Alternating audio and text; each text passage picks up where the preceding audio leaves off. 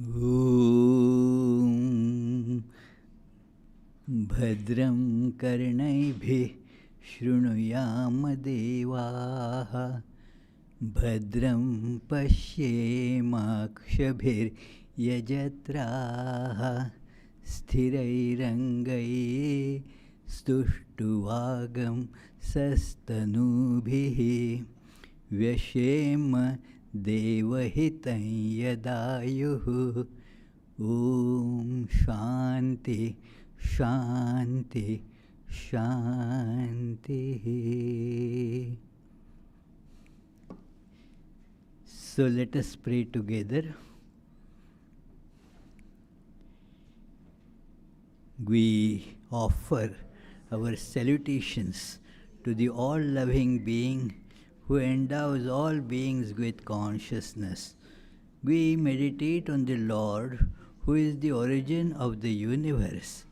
Lord, thou abidest in all, thou art all, thou assumest all forms, thou art the origin and goal of all. Thou art the self of all, thou art existence, knowledge and bliss. Salutations unto thee.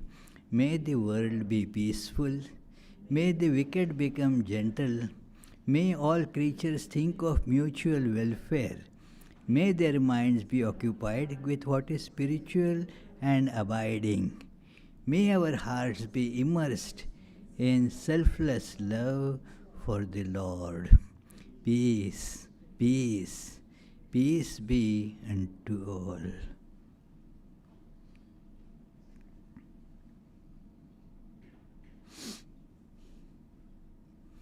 ॐ ब्रह्ममेतु मां मधुमेतु मां ब्रह्ममेव मधुमेतु मां ब्रह्ममेधया मधुमेधया ब्रह्ममेव मधुमेधया. ॐ शान्ति शान्ति शान्तिः. May the all-pervading existence, Brahman, be experienced by me. May the highest bliss be experienced by me. May Brahman, who is also the highest bliss, be experienced by me. May we experience this Brahman through purification of our consciousness. May we experience the highest bliss with the purification of our consciousness. May we experience the Brahman, which is also the ultimate bliss, with our purified understanding. Om, peace, peace, peace.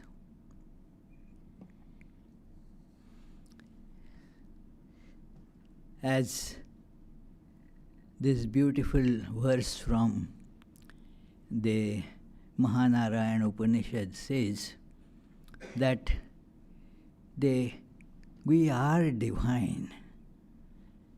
What needs is only removing the cloud on our understanding.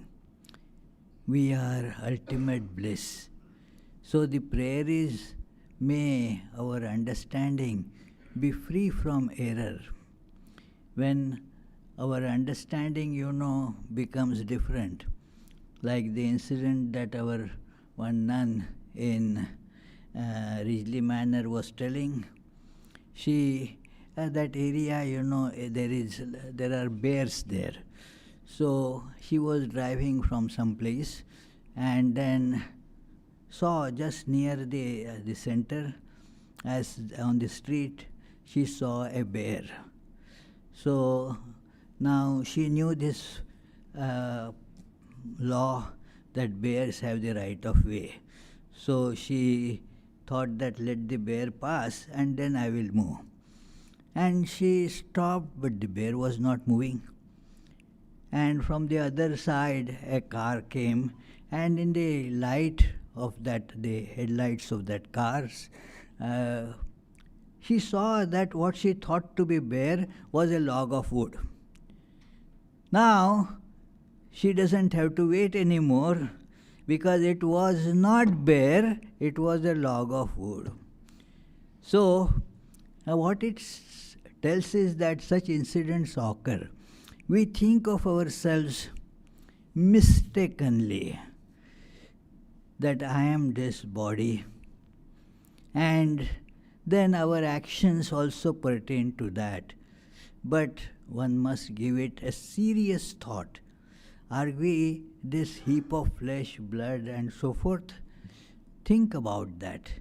And it changes all the time. Say you have a cup of coffee, and then this body has actually undergone a change. Some other material has come into it. So you cannot be the body. And when this mistaken awareness about ourselves is changed, our behavior accordingly undergoes the change. Like that nun's perception of the bear changed. Oh, it is log of wood. So her actions also correspondingly changed. Our actions are the result of our awareness. So now, when we understand that no, I actually cannot be limited by this body. I am Brahman. I am all-pervading. It is then our actions also correspondingly change. And when one sees that this is something that I must try to get in life, this clear understanding, the clarity of mind, then you try to find out the means for getting this clarity of mind. And one way that has been practiced for many, maybe thousands of years, for sure, is, well, go to a place of pilgrimage where you feel the vibes of saintly people who have realized, experienced this truth. So, by feeling those vibes, you also will get the benefit of it. You see, the places affect our thinking. Here, when you are here, your thinking goes in one direction. If you go to a mall, your thinking changes. It is, suppose you go to a psychologist's office, your thinking changes. It is, it is the place has something to do with our thinking. And therefore, when one goes to a place of pilgrimage, the thinking, our understanding and thinking undergoes an impact. That yes, many feel this very much. And therefore, there is this advice also, go to a place of pilgrimage. Now, we must understand what is a place of pilgrimage. Going to a place of pilgrimage is not just going on a journey. Because people go to a journey for various reasons. There are, say, business tours.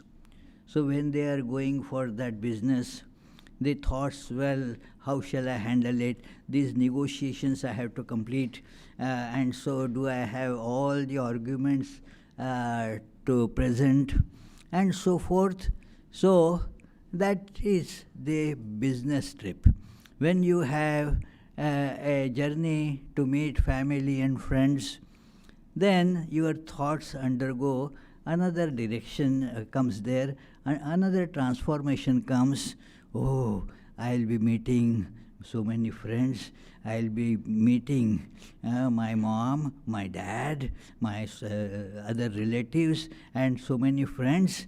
your mind now goes in that direction. Uh, if you are going for, say, sightseeing, the awareness becomes different. Which places I would see, take the information about them, and then decide how you will proceed about it. If you are going for a picnic, then again the idea changes. Yes, we will have so much fun. We may have some swimming there. We may, with all our friends, we shall enjoy our stay there. So, these are various types of journeys. Some are, scientific tours, like collecting data, going somewhere and then collecting data there of all the, say, if it is a botanical study tour, various plants and all that, they try to see that. Like there is an institute of high altitude plant studies. So they go to different places. The scientists working there, they take the tours at different places. So, and study how the plants, they change their nature at different heights, and also according to the soil and other temperature conditions there. So it is interesting to see that. So they go for that purpose. A pilgrimage, the purpose is very different. The purpose is to feel those holy vibrations, by which what happens, my mind also gets purified. The vibrations affect our psyche accordingly. Even the company affects our psyche in various ways, corresponding to what company it is. That is why that old saying is there, a man is known by the company he keeps. So it is, thus, there is this company. When one goes for a pilgrimage, the idea is to have holy associations, holy company, and thus, my mind also will get a turn. There is no problem, should not be a problem in acknowledging that our mind naturally doesn't go to these highest holy thoughts. It remains on the level of, mostly animal-like, that go to sense pleasures and so forth. And once one gets this understanding that creates ultimately bondage and consequent sufferings, now you want to change that. But the change doesn't come automatically. One has to put in efforts. Changing the situation of body is comparatively easy. That, okay, yes, I want to go to see Japan. So changing the physical location, take a flight to Japan and then you will be there and so forth. That is comparatively easy.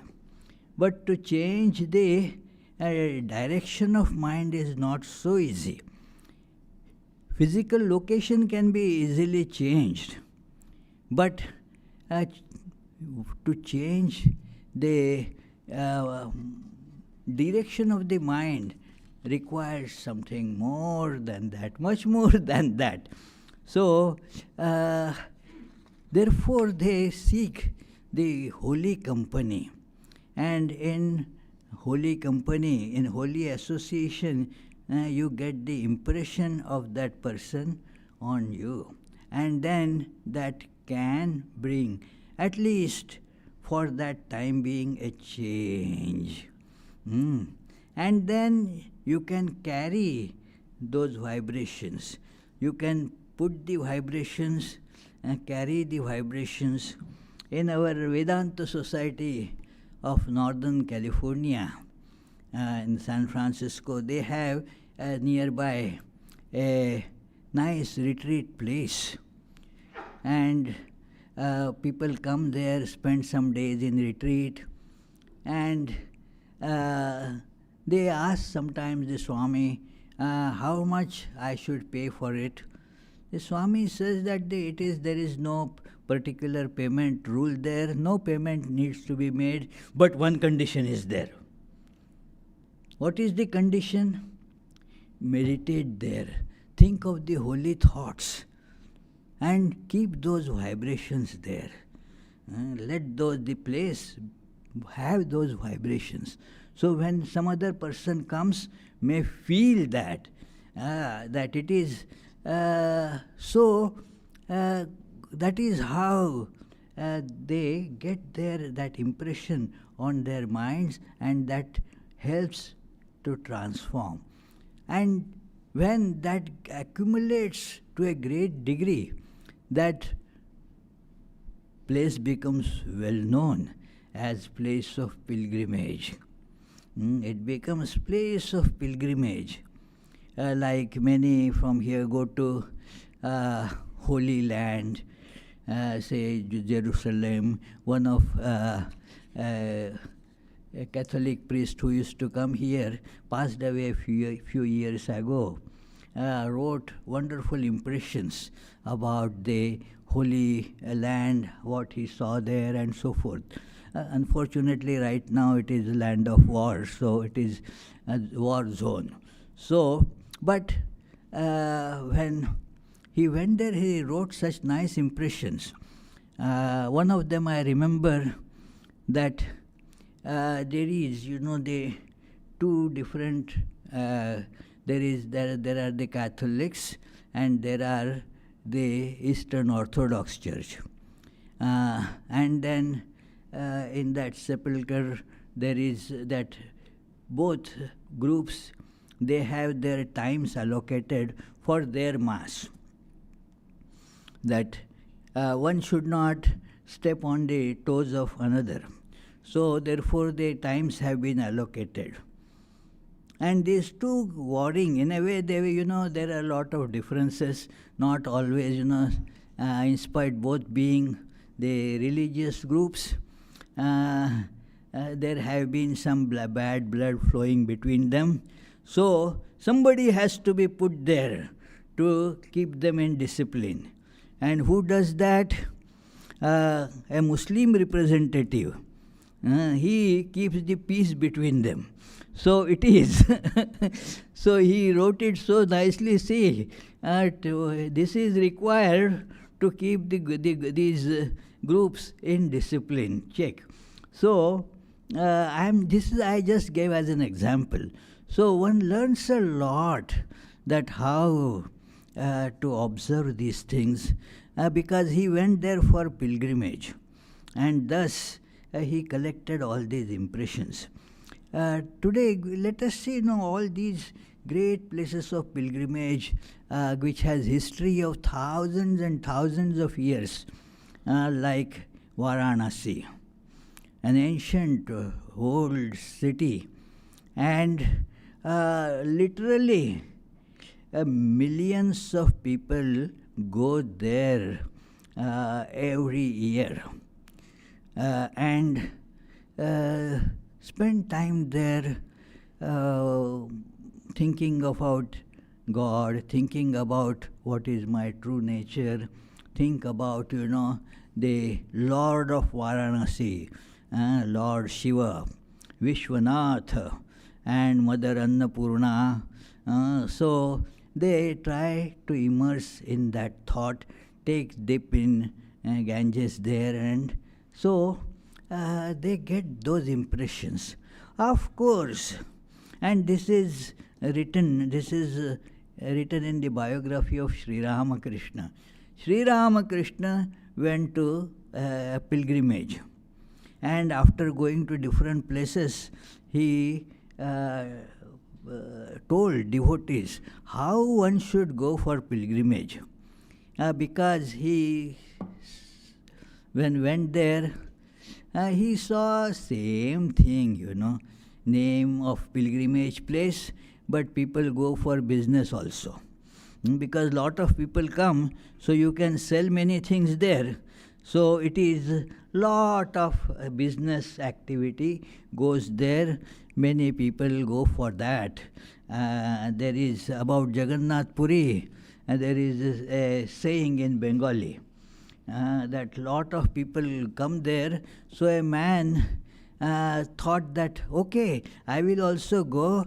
I anyway sell bananas here. I will take lot of bananas there, and they will get sold very fast. So also I will get to see the Lord Jagannath, his chariot. They take a procession in the chariot. I am not going into the details of that, but that is how again hundreds of thousands of people they assemble there. So the Bengali proverb says, Rod dekhao hobe, kola bechao hobe. Both these things, I will be able to sell bananas and I will be able to see the Lord in that ratha, that chariot. So Sri Ramakrishna observed that lots of people are there who have not come there for a holy purpose. There is a mixture. Means there are some this holy feelings, but they are all covered by the desire for money, desire to do lot of good business and so forth. So there is a camouflaging and mixture there. So he said, oh, I saw that same thing in Varanasi also, same thing in Vrindavan also. All, people, it is same here and there. He has used some, those village words I am not going to use here now, but it is that same thing here, there, no difference. But then he said, when I looked with a different angle, that why suddenly the mind changed, that it started feeling that a holy city, I felt the presence of Lord Vishwanatha right there, and thus my whole life, that current of thought completely changed there. He went to see various sages staying there, and he described his meeting with Trailanga Swami and so forth, that it is how he asked, that Trailanga Swami and Bhaskarananda, that how seeing them he felt that divine mood making an upsurge. So he told, if you want to go for a pilgrimage, prepare yourself.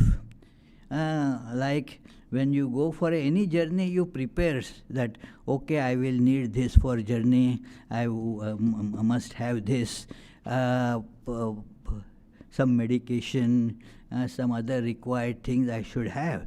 So one should have these things. And so think about it. What should I have? Of course, the mundane things are there. But what should one carry apart from those clothings, food, medications, and so forth? There should be the feelings of seeing the divine presence. Those should be taken with us. They should be carried with us.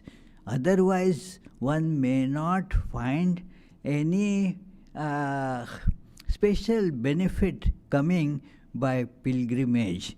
The purpose of pilgrimage is to be kept in mind, that we are going there for giving a positive, devotional turn to the mind. And so one should carry this purpose there. Like when you go to a mall, you want to buy something, and so with that purpose you go to the mall thinking that I will see different those electronic things that I want to buy. I will examine, I will see the variety available and then buy one. So it is that idea that I will see the various divine manifestations different from my mundane experience. So that is a very important thought that we should carry with us.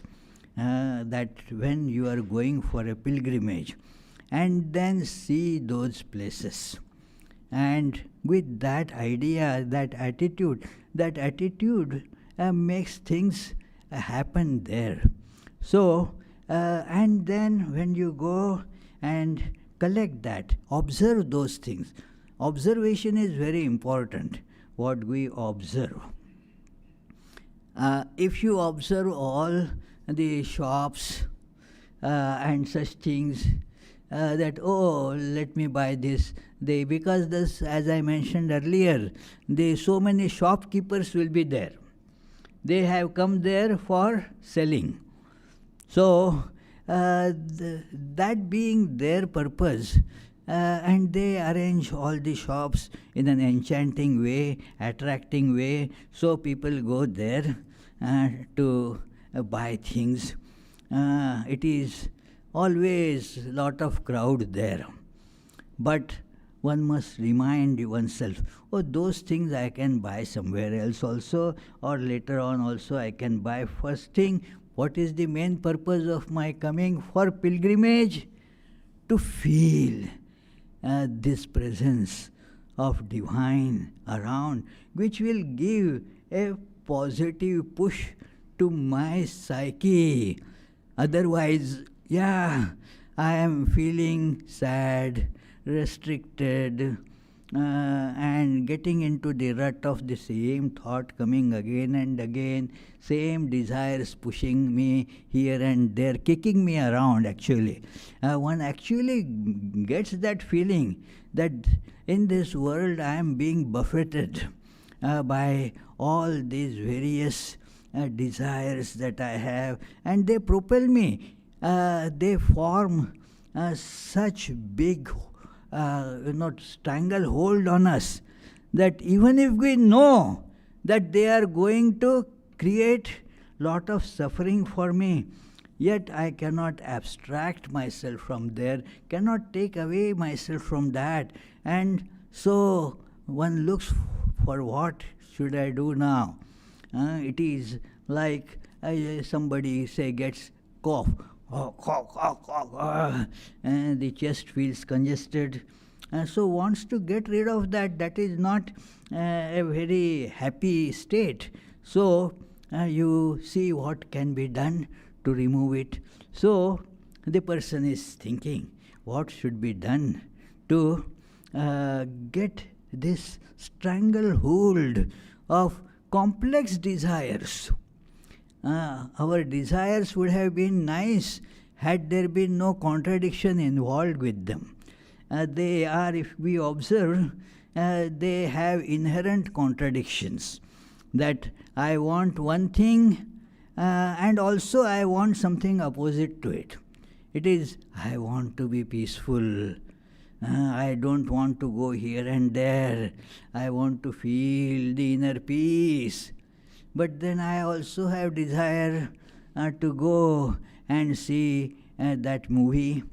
Again, it changes. I must have some other thing. There is complex in that. It is our desires are therefore not that.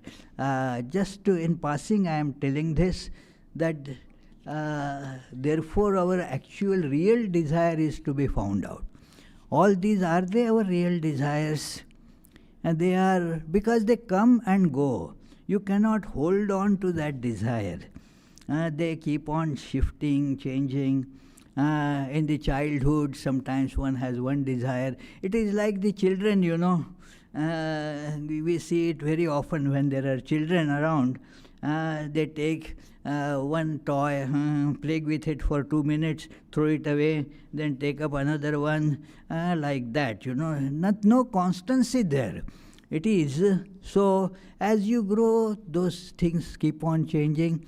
So, what is our real desire? One must try to think about it and identify that which never changes, that desire which is always held on to. So, find out that desire. I am not going to tell right now what that desire is, but it should remain so that you can always pursue it. But this idea, this desire to get freedom from all these opposing desires fighting with each other in my mind, making the mind fully, a loss of peace. There is no peace at all. How can there be a peace when all that quarrel is going on inside the mind? It is full of torturous ideas. So therefore, one must see that I must go there, seek advice from sages, seek some holy company there, and feel that atmosphere of holiness. I know, once I had gone long back to one place, and the atmosphere was so stunningly peaceful that I started feeling the inner peace so profoundly that the place, because the place as such, was on the road and lot of traffic and noise would be there. But there is the inner peace. I am not just talking about outer peace, but the inner peace, inner silence, I started feeling there. So, Sri Ramakrishna said that try to seek those things in a very unique place, things that are there.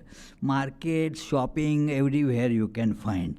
You don't have to go to Banaras or Jerusalem or some other place of pilgrimage that you will find everywhere. What is specific there that you won't find at other places? Try to get that. So think of that and go there. Then he said there, focus on those things and collect it, all those impressions. Don't collect this something you purchased there, that thing you purchased, that is not important. Collect those holy feelings, store them. They can be stored, It is, don't let them just go away. Store them, bring them, and then keep on thinking of that again and again. It is like he uses the word, as the cow keeps on chewing the cud after eating again and again, that is to make it digestible. First quickly eats everything, means puts it in the mouth, and then sits quietly and then keeps on bringing it out, and you will see the cow for hours will be doing. Of course, my mouth is not like cows, so I cannot really demonstrate, but that is, Sri Ramakrishna said that is what one should do about the experiences one gets at that holy places, and feel those again and again, again and again. So that is how one should go for a pilgrimage with this idea. I am going to narrate an ancient pilgrimage. This story comes in the life of Lord Krishna. Krishna was living at that time in Vraja. Many places were changed during his babyhood, like it was Gokula first, then that Nandagram, and then they came to Vraja and Vrindavan. So it is. So when he was at Vraja, Kamsa, who looked upon Krishna as a great risk for his being a king. He looked upon Krishna that it is a threat for him so he wanted to eliminate Krishna and sent lot of demons to kill Krishna, but Krishna killed all of them. And then now Kamsa thought that sending somebody there and tell them to kill Krishna seems to be impossible. Let me get that fellow here in Mathura. Mathura is about 8-9 miles from there. So he said that, but how to get Krishna if I have to send some emissary who will be able to convince Krishna that yes, you are invited by the King Kamsa very lovingly, and you will be treated very nice there, so please come. So he selected a devotee of Krishna, but his own employee. His name was Akrura. And Akrura therefore was told, hey, please go to Vraja and bring Krishna here. Then I will see. I have these big elephant. I can let it loose on Krishna. Will kill Krishna instantaneously. And I have also these very powerful bodybuilders. I can counsel that I will make them also attack Krishna, and I will eliminate this evil in my way. So he told Akrura, please go and get him. Akrura accepted it, although he knew the purpose of Kamsa. He thought that will give me the blessed vision, darshana, that I will be able to meet Krishna by that and bring him in my chariot. Oh, what a blessed occasion I will have. So he accepted that, and he started in the mid-morning in a chariot, and he started, because for him it was a pilgrimage to go to meet Krishna. And so he started that it is the high-minded Akrura. I am quoting from Srimad Bhagavatam, where this incident comes, that high-minded Akrura mounted a chariot and drove to Nanda's Vraja. Proceeding along the road, the highly blessed one developed supreme devotion to the lotus-eyed Lord and thought as follows, adopting the following line of reasoning. Now the mind is getting full of the thoughts of Krishna. Filling the mind with such thoughts is important, because we get bound by the mind, and when the mind becomes unruly, it acts as our enemy. And when the mind becomes full of pious thoughts, then that mind becomes our dear friend who releases us from the bondage.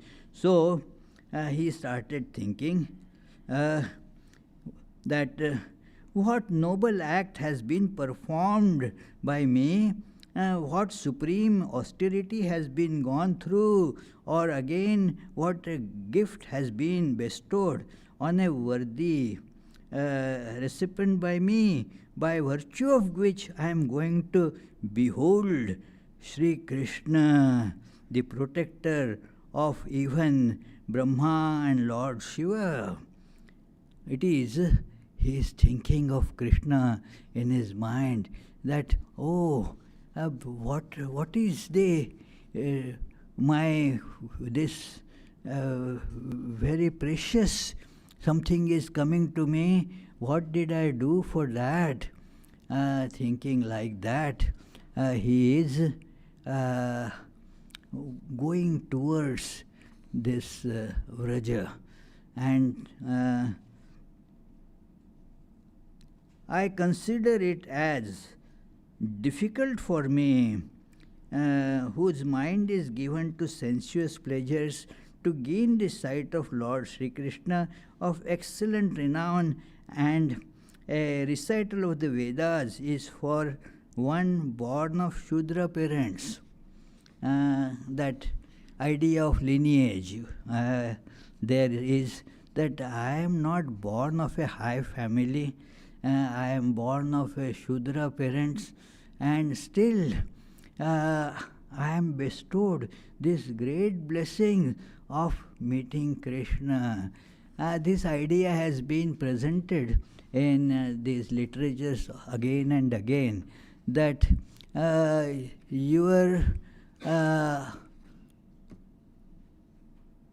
capability of seeing God is not at all determined by your birth. It is, if you feel that you want to have that, then it will come to you, no matter what your lineage was, what parents you had been. It is not something that is determined by just heredity. Heredity is for physical, traits. You have the heredity. Like the children look like their parents, and it ends there. The mental traits are very different. The minds, that of the offsprings does not, have the same idea like the mind of these parents. It is so. Akrura sees that, oh, I am so blessed. Then he continued in this vein, thinking, even to me, a wild creature, he was thinking, who am I after all? My mind has been running to various sense enjoyments.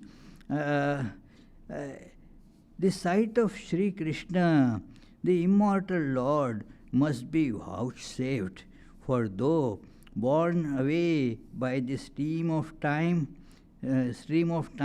one may get to the shore, the end of mundane existence. One may get to that shore where this mundane existence, where the death keeps on mongering around all the time, and there is no respite, all kinds of sufferings. That is the delusion, that it is, nobody goes to get sufferings. But as Buddha said, everything is full of suffering here. Why? Because we go to grab pleasures, but what we ultimately get is suffering, because there is no pleasure there. See, the logic behind is like this. All happiness is within us. Within us. Nowhere, in no object. No object has the slightest capacity to add happiness to me. But when I run to those objects or those persons for getting happiness, I am actually going away from the source of happiness. And is it a wonder then that instead of happiness, I get sufferings? It is very important to note, that as Jesus has told a very important saying, that first you seek the kingdom of heaven, everything else shall be added unto it. Don't seek anything else, because those things will create sufferings for you. But seek the kingdom of heaven. And that everything will get added to that automatically. We think that, kingdom of heaven, I will look into it later. First let me get all those earthly pleasures. And then I will think of kingdom of heaven. And thus what happens? We lose both. We lose both. Only intense suffering fills the life. And therefore, it is important to see what we think about, what we should honestly ask these questions. So, it is that Sri Ramakrishna used to say, all those things that we collect in life, like money, various so-called pleasures, they are just big zeros. 1 zero and 20 zeros. If I ask Diane sitting there, shall I give you $0? Says, thank you, Swami, I don't want that. Shall I give you 10 zeros, dollars? She said, Swami, I don't need all that. But if I put one behind those zeros, then she'll say, hey, that makes some sense, Swami. Why don't you add a couple of more zeros over it? Because then the zeros have some meanings. That one is God. Everything becomes meaningful with that. Without that, everything is all empty, zeros. So, thus Akrura is thinking like that I must seek the abode of truth, abode of joy in everyone, Lord Krishna. The meaning of this etymology of this word Krishna is very interesting. Krishna means that karsheti iti Krishna. Means that which attracts. Which attracts is Krishna. Krishna attracts. So, whatever really attracts us, we may feel that this cake attracts me. I get attracted by the cake. But is that real attraction? I had gone to the other day that Proud school, in North Kingstown. This young man from that school is sitting here. So I asked the students that, hey, do you like cookie? Oh, yes. And what happens when you see the cookie? You get attracted. How long the attraction lasts? And that student replied, not much. How much joy you get out of it? How much it lasts? While it goes from here to here. A few seconds, not more than that. Moreover, had the joy been in the cookie, then 2 cookies would have given you twice as much joy. Does it happen like that? Obviously no. In fact, the more you get, your joy, goes on reducing. First cookie gave you something, second cookie may give you just about half of it. Diminishing returns, like they say, the returns keep on going diminished. So, 2 cookies somehow you ate. Third cookie, I will have to hold gun to your head to make you eat it, you see. So it is like that. So that is not really the source of attraction. Real source of attraction is God. So you see that Krishna means that. Krishna karshayati iti Krishna. That which attracts us is God. Krishna. So then all my evil has been destroyed today. Nay, my birth too has become fruitful. In that I shall bow to the lotus feet of the Almighty Lord, that are fit to be meditated upon by the yogis and sages.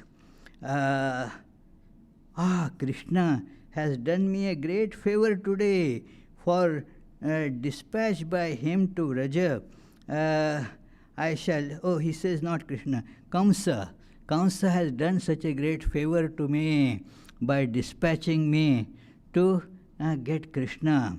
So, I shall behold the lotus feet of Sri Hari, descended in the world of matter, feet by the splendor of whose spherical knees people in the past have got over the darkness of ignorance. So this is all these thoughts of this great Akrura. So, thinking like that throughout the journey, he reached all mind full of the thought of Krishna. This is pilgrimage, you know. This is pilgrimage. Pilgrimage has to be like this. So, thinking like that, he reaches that. He then started also thinking the various utterances of Lord Krishna and his exploits. Think about it. And so, all the while, the mind was just filled with these thoughts of Krishna.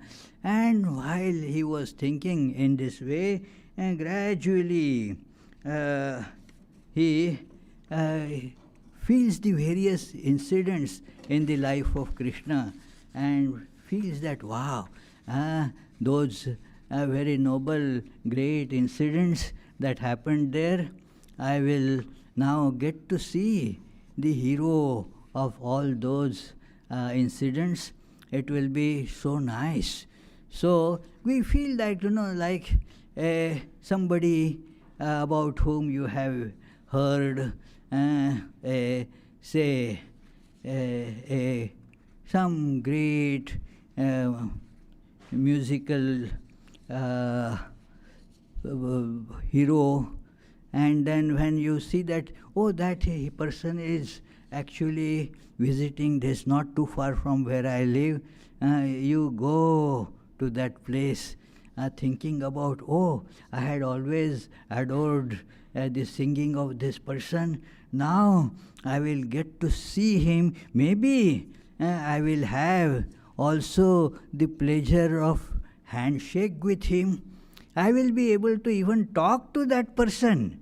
And your mind gets filled with joy. Now he is thinking of that, well, I will get to meet Krishna, and thus my life will be filled. Thus contemplating on Sri Krishna all the way, Akrura arrived in Vraja in the chariot while the sun reached the western hill, the horizon.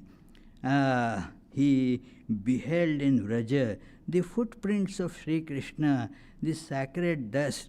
That dust becomes very sacred because of this attitude, this feeling. Oh, Sri Krishna walked here, and thus that dust becomes holy. Even now, people collect the dust from that place, Vraja, that here Krishna walked. It is not an ordinary thing, because that is how the mind of a devotee works, So, thus filled with devotion, he gets there. His impatience, then the impatience, I have come, now when shall I get to see Lord Krishna? Becomes impatient. And it is immensely heightened by the joy derived from their sight. He saw many playmates of Krishna, and then his hair standing on the end through love, and his eyes bedimmed with the tears, the teardrops. He jumped from the chariot and rolled on the footprints, examining, oh, these are the particles of dust of the Lord's feet, and so forth. This is how a pilgrimage happens. Otherwise, everywhere the same thing is there. It is only our proper thinking. Our thinking in that light makes the place a pilgrimage place, and then we get the important benefit of going to pilgrimage place.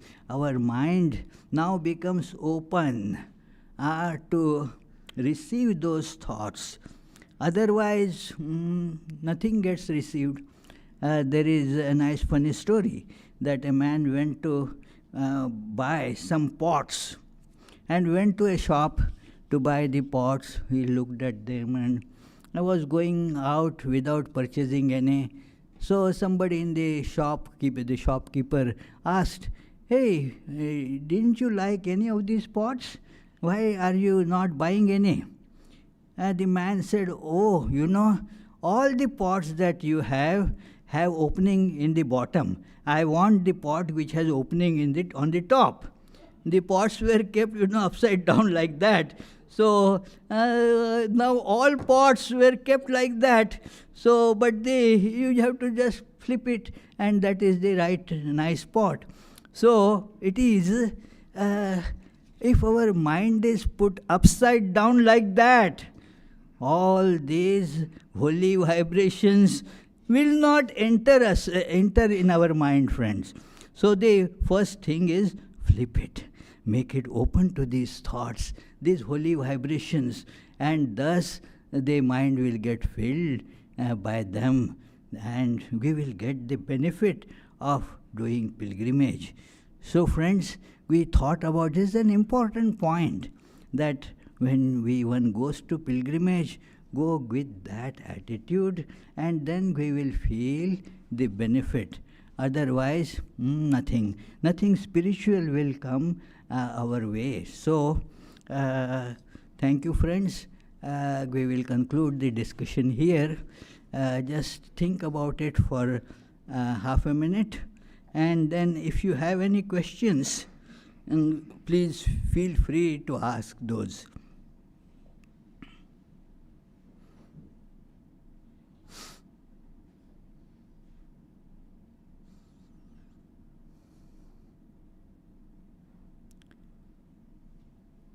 Any question, friends?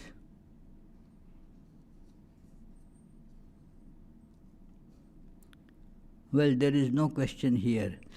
Jitendra, any question upstairs? No questions. Good. So, I will now tell you the upcoming programs.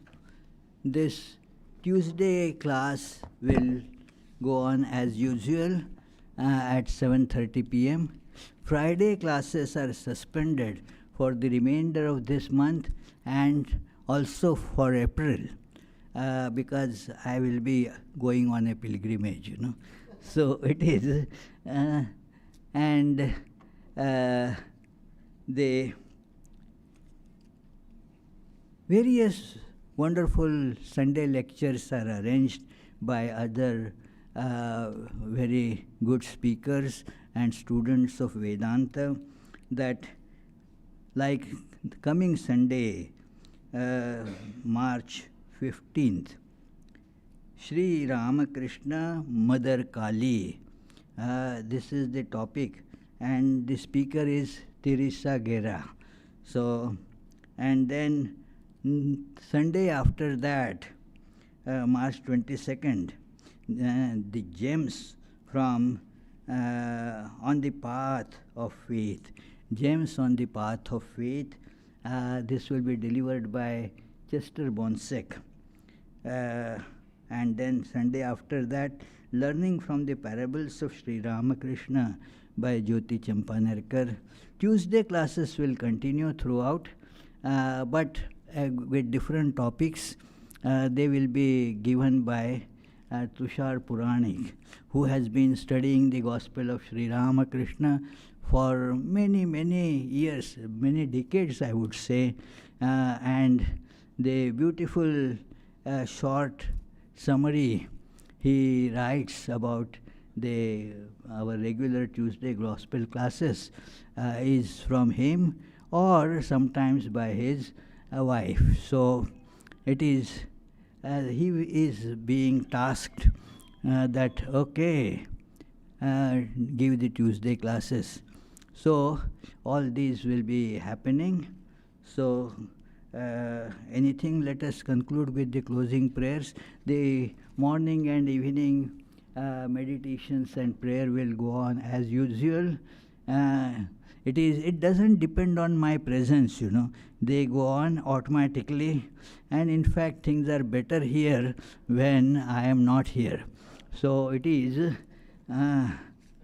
So let us have the closing. The things feel more free, because if I am there an overbearing presence, so I am told by some, oh, when the cat is away, the mice can play, you see. So it is. So, therefore, all these programs will go on as usual. Let us recite the closing prayer.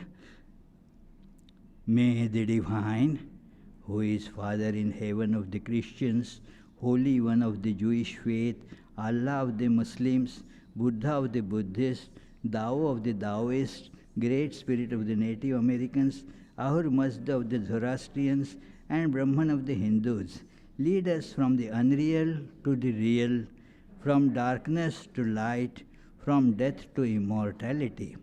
May the all-loving being manifest himself unto us and grant us abiding understanding and all-consuming divine love. Peace, peace, peace be unto all. Now there will be the Vesper service there, and you can go into that hall or you can attend from here as well. Depends on you, but if you are going there, you have to take your footwear off. Please keep the footwear right under the chair that you are sitting here.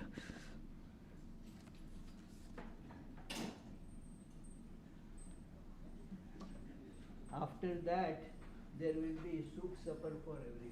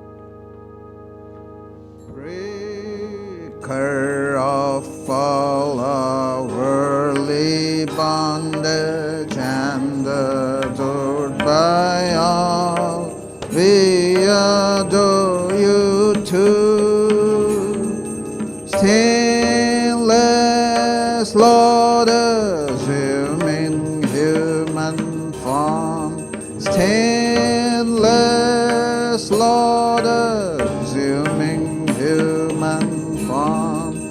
Transcendent yet filled with love.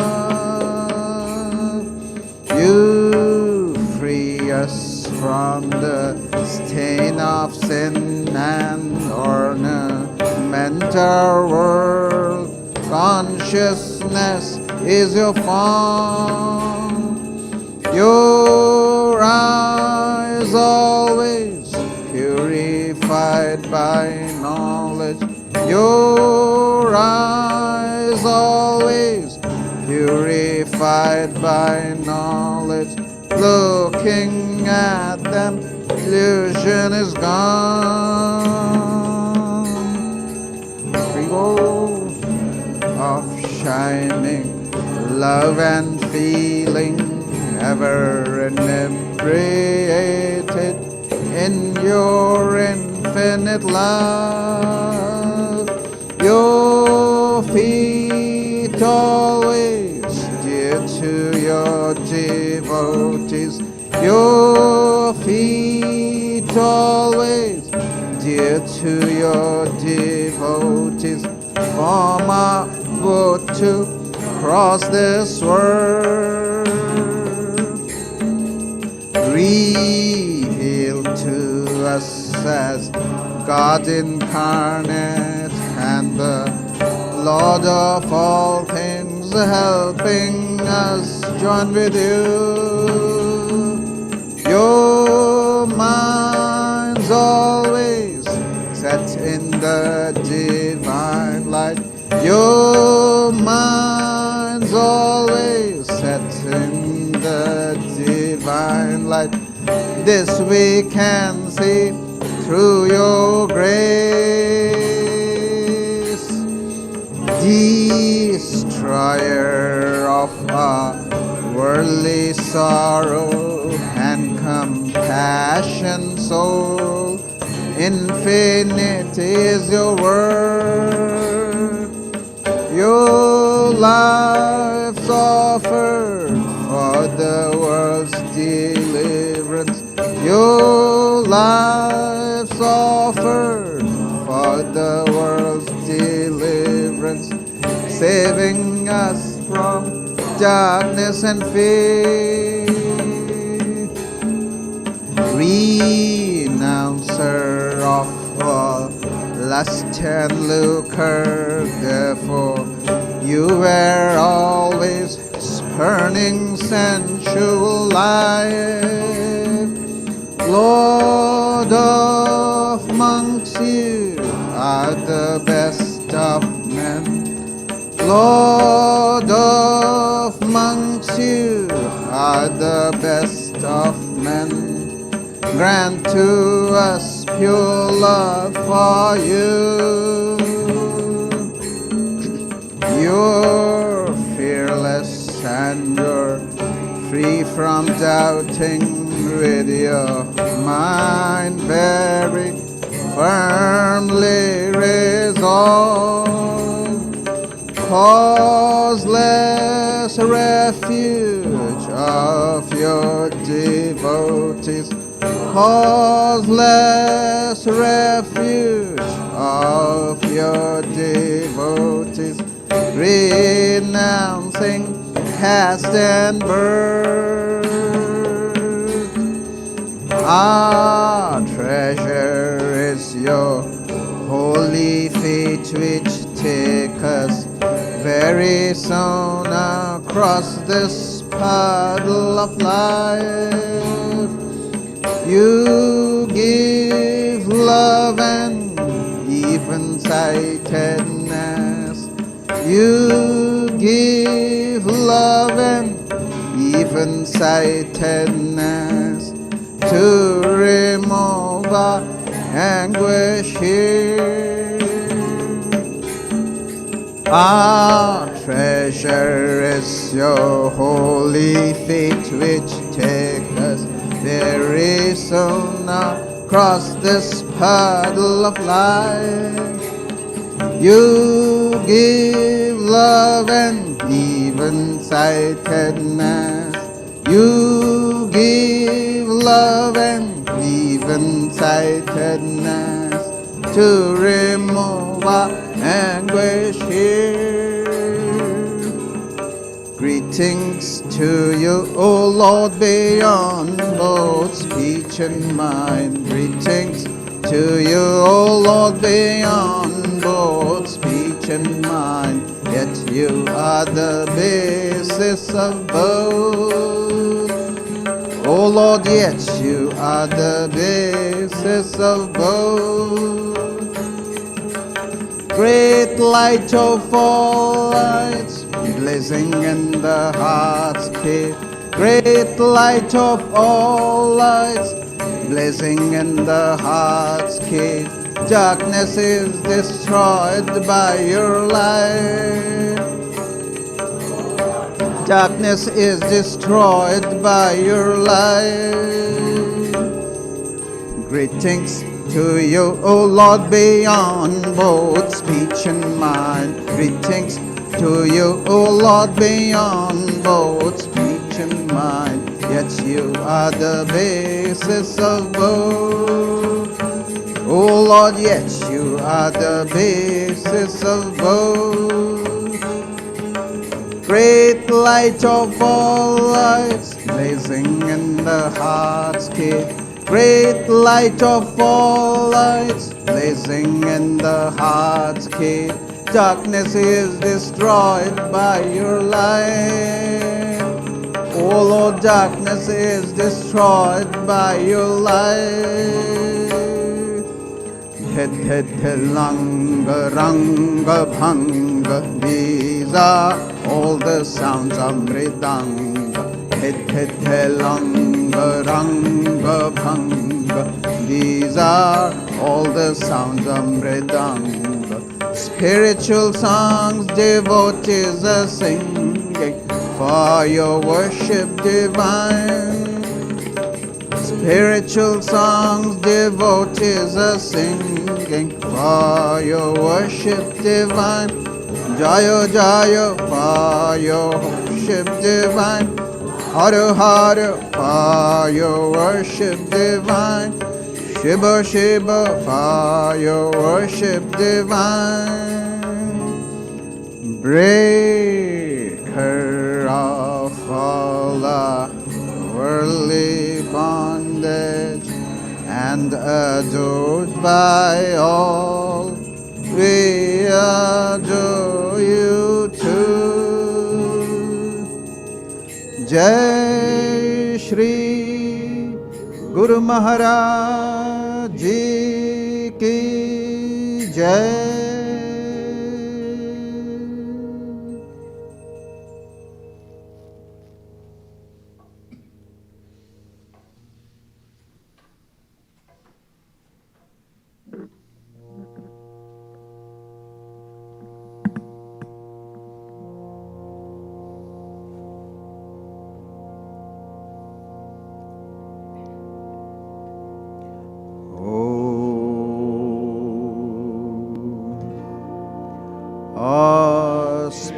Auspicious and blessed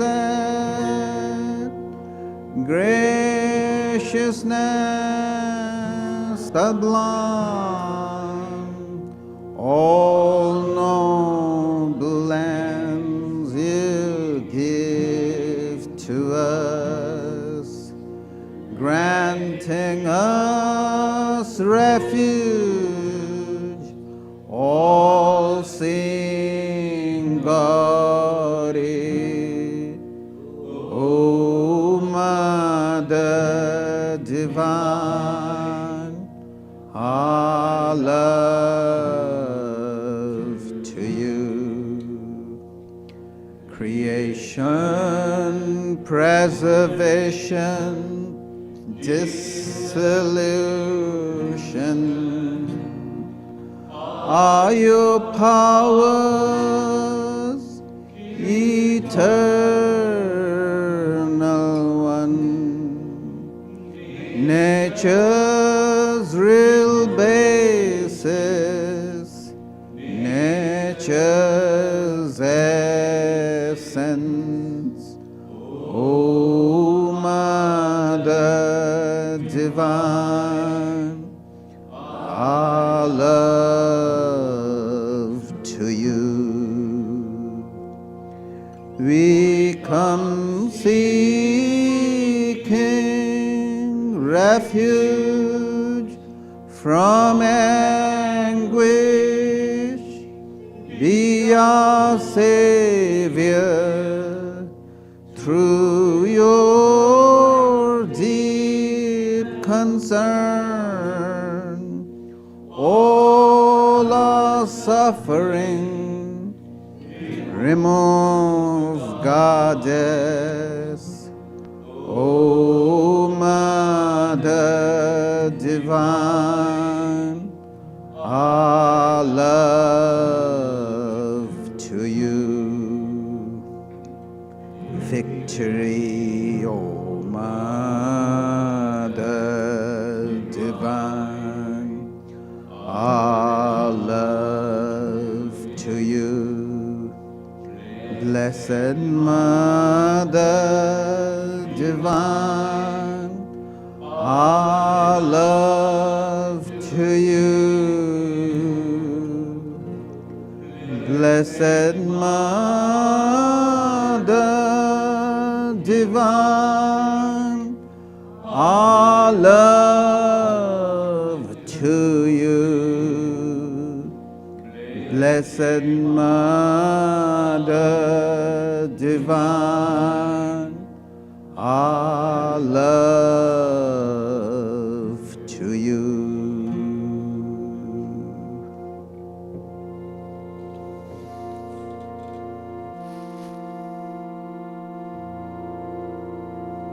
Jai Shri Ram Krishna Dev Ki Jai. Jai Shri Sarda Devi Ki Jai. Jai Shri Swami Vivekananda Ki Jai. Jai Shri Buddhadev Ki Jai.